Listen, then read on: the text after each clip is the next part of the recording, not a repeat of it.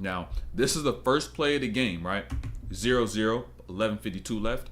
And notice the action they're about to run. Who Luka Doncic is going to want to get a switch with, right? Who he wants to guard him? Jrue Holiday. Instead of having a Jaylen Brown who can move his feet and has the length and height, I want to get Jrue Holiday because even though he can move his feet, the one thing he can't do is be able to stop me up top when I get into my shot. And so understand this. Well, now I enter this action with Kristaps, who's playing this drop. I got Washington on this roll. Porzingis has a lot of pressure on who he's going to want to pick between. And so what's going to end up occurring, Luka's going to play at his pace. No strong side corner help, although it should. It's a Josh Green. You may as well make him burn you instead of allowing Luka to get to where he wants. Now Luka's just going to get here, be patient, and when I get up, block that with my off arm, I get into that floater, and Jrue Holiday can't really do much about it because he lacks the size to be able to contest his shots. But this is also where Luka could be able to shift this series to where not even just Luka, but the Mavs. If instead of trying to always play this half-court offense, if they decide to begin to play with pace, that's going to allow Luka Doncic to do this one thing right here on these next few plays, which is instead of having to work so hard to get these mismatches, right, in the half-court taking time, even though they hit a bucket, Jrue Holiday's all the way behind this play. The defense still has to get back right with you as you get to offense.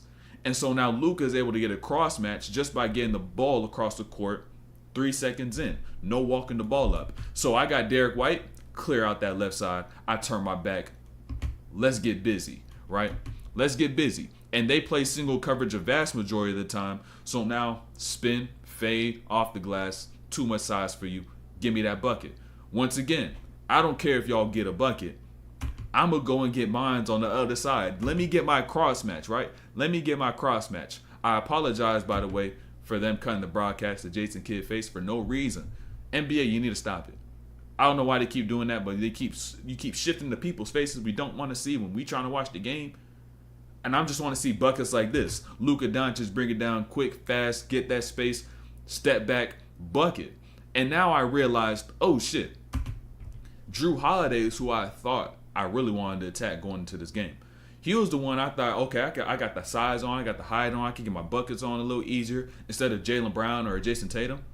But by playing fast, I realized Derek White is more favorable for me because I just like the way he defends opposed to how Jrue Holiday does. It's a little easier.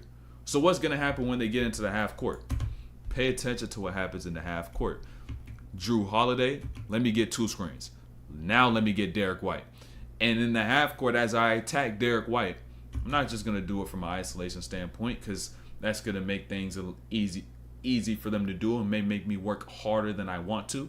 What's now going to happen, I get the screen from PJ Washington to this left, and just like we seen Kyrie do a few plays ago, they do the same cross step that forces them to occupy space. The defender has to navigate around it, and they step back into even more space, and you practically can't do anything about that. And it's just a damn near unguardable move. And that's how Luka Doncic could be effective when it comes down to this matchup. And how he's probably going to. Because that pick and roll, attacking the matchups and mismatches, is his bread and butter. The way Jayson Tatum attacks in this series is going to determine whether or not they're able to get this chip and finally break the ice, or they get right back to where they were this year, and everybody is ridiculing them for getting so far but not getting it all. So pay attention to these next few possessions with Jayson Tatum, right? And pay attention to his defender, Daniel Gafford, right? This is the first time he's attacking Daniel Gafford. And what does he do?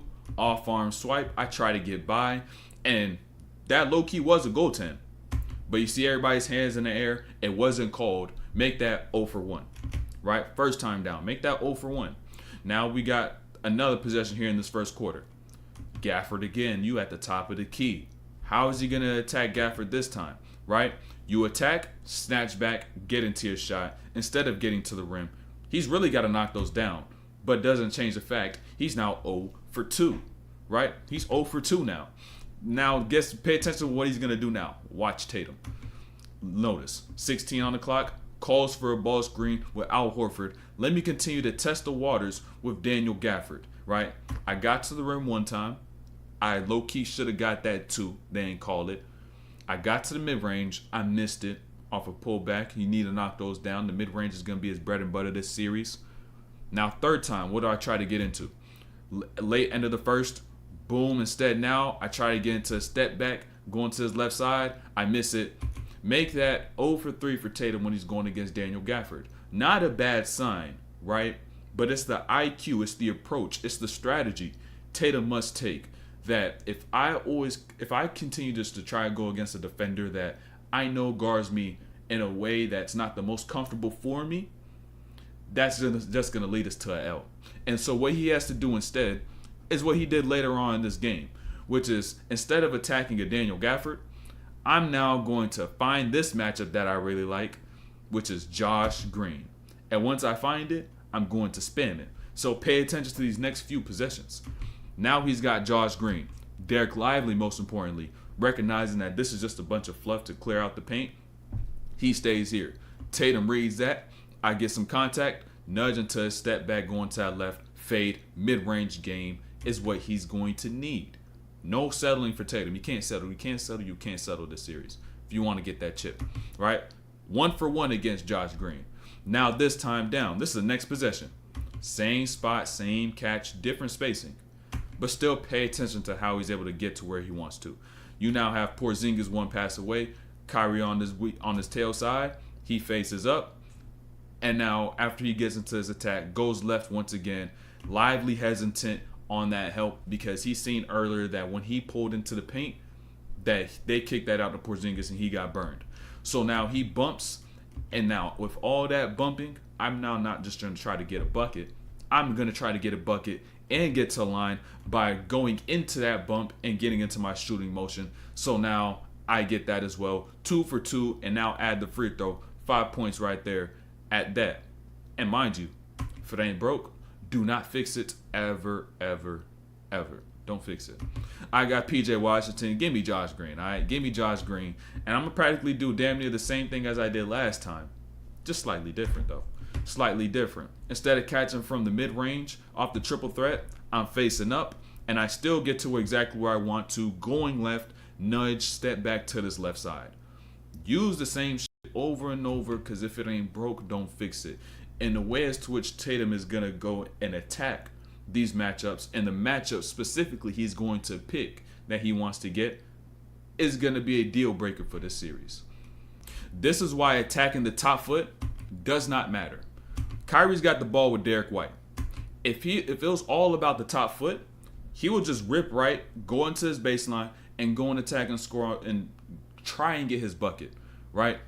But understand, if he rips right, he's going to the sideline and then facing a help defender stepping over. So I got 3 defenders, right? So what Kyrie's going to do when he attacks, boom, I'm going to fake that top foot, you drop back. And I'm going to jab and go, and I'm going to get to exactly what matters most, which is attacking space. Because space indicates how you can score against a 5-on-5.